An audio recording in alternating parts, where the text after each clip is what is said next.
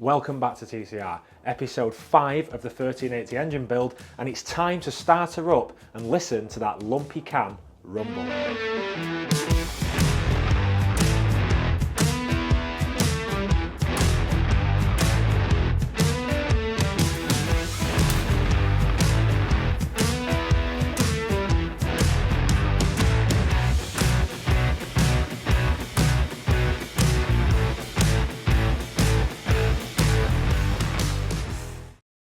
Before we get to the 1380 engine install, I've got quite a bit of explaining to do. First of all, this episode has not panned out the way I wanted it to.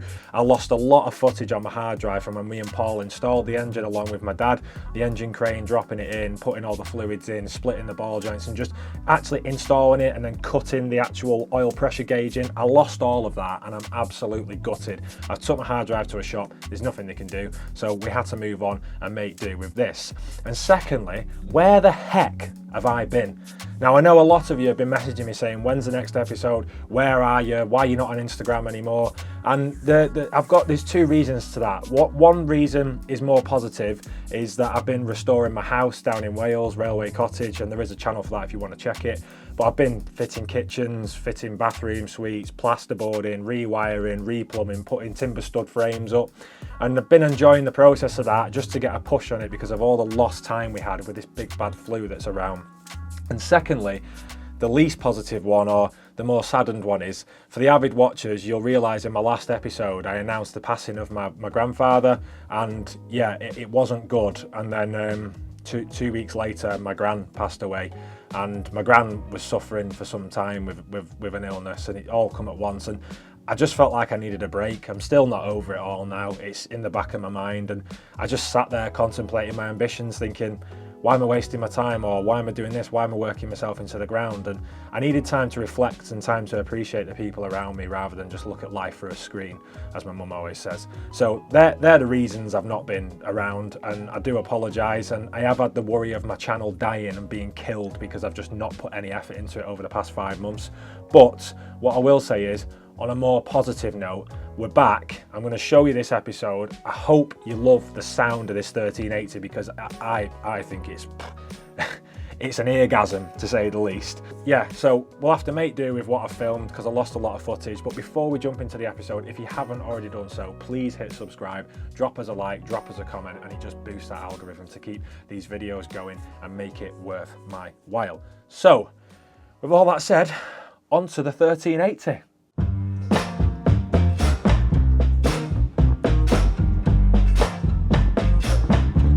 So I might as well apologise for this video being a bit all over the place. It's been different days, different weeks. We're actually about 2 months into this now, where the engine's been sat in the car. There was a few problems we ran into. When we tried to get it running, we stuck my 2 beautifully built carburetors back on it, and it didn't work.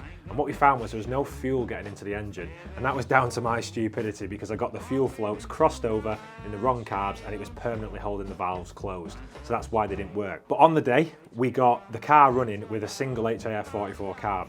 And it sounded beautiful. It popped and banged when you let off and let the engine brake, and it sounded great.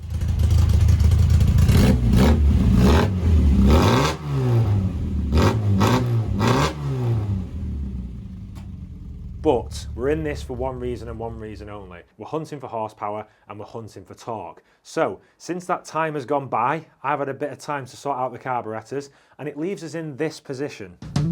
Fitting and setting up the twin HIF4 carbs. Yes, after my cock up of fitting the fuel floats the wrong way round, I had to take them off, strip them down, rectify the issue and reinstall them onto the engine. And right now, with the added help of Mr. Jeffries, we are setting the carbs up as best we can before we turn the key. Now I know what you're thinking. Does it start? Let's find out.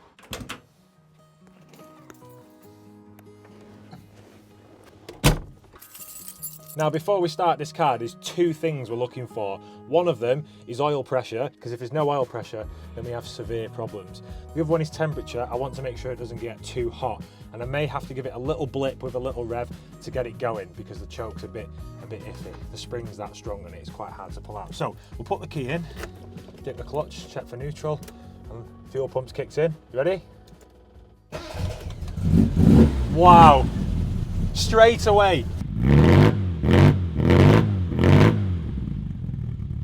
The oil pressure's up to 50, and when I give it a little rev, the oil pressure increases. So we've got oil pressure, that's good. Now we just need to watch for the temperature gauge to come up and make sure we have a good temperature on this car. It may take a while for that to happen because obviously the thermostat will have to open.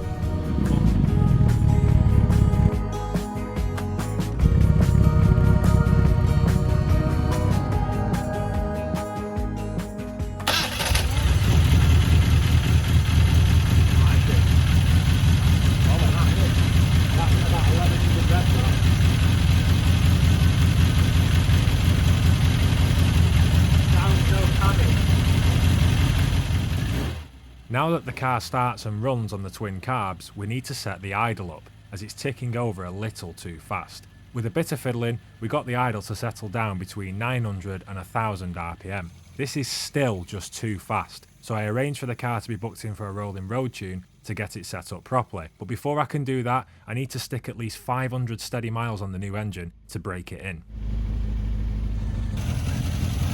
These cams don't sit there, we're about that sort of Really?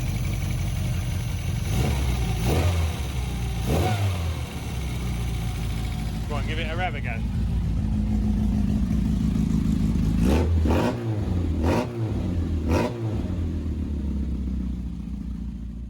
So to get the car running on the day, we had to cut a few corners, and one of the corners we cut was fitting the fuel pump. We basically just bodged it in with a few cables and plumbed it in just to get the car running. So one thing we do need to sort is fitting that properly, which brings us to the wiring. At the moment it's currently just dogged off the battery and I want it to look neat and look a bit more uniform. Now what we're going to use is crimps, and from back way yonder in my older videos, I know a lot of you were against me for that, but quite frankly I think you're all wrong. Soldering is not the way forward. In today's age, if you've got the right crimp tool and you use the right size crimps, they're never going to come apart, and I think it's the way forward, and everything's crimped on new cars. So yeah, we're going to go with that, and obviously we can always unplug it if we need to. So we'll get on with that.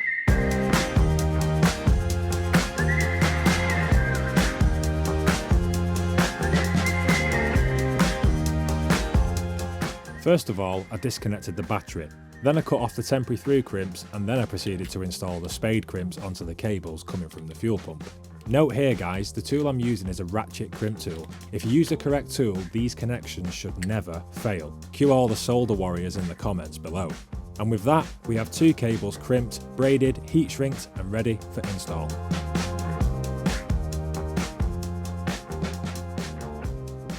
So it's completely changed in here. What I've done is I've put some braid on. Everyone knows I'm a bit of a braiding perv when it comes to wiring. And what I've done is I've gone back out through there where the old seatbelt holder bolt should go. But I'm not running seatbelts because this car, you know, I think they look a bit naff in the back. So obviously it's braided. I've put it on like plug-in connectors that you can unplug the crimps, but I've heat shrinked over the top of them just to stop them marking out and touching, obviously, as the car moves and vibrates. So then it goes out through there, and then that hole there, it comes back through, dips down, and I've clamped it onto the battery. Then I got a bit carried away also. I've put a new piece of braid through here that comes all the way through and goes to the rear light. And as I come to connect it up, I realised I need some of those little bullet crimps at the end, and I've not got any, so I'll have to get some of those. So the question is, will it start?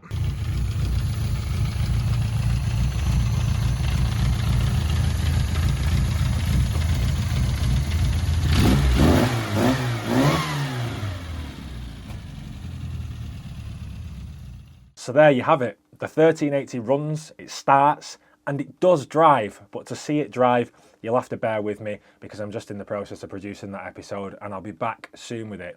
But in the meantime, I can't believe we're back here again. It's Christmas. It feels like a blink yesterday that it was Christmas last year. And all I want to say to you guys is thanks for the continued support. It does mean a lot. I wish you all the best for Christmas and New Year. I do hope the New Year brings you happy times and nice things to do.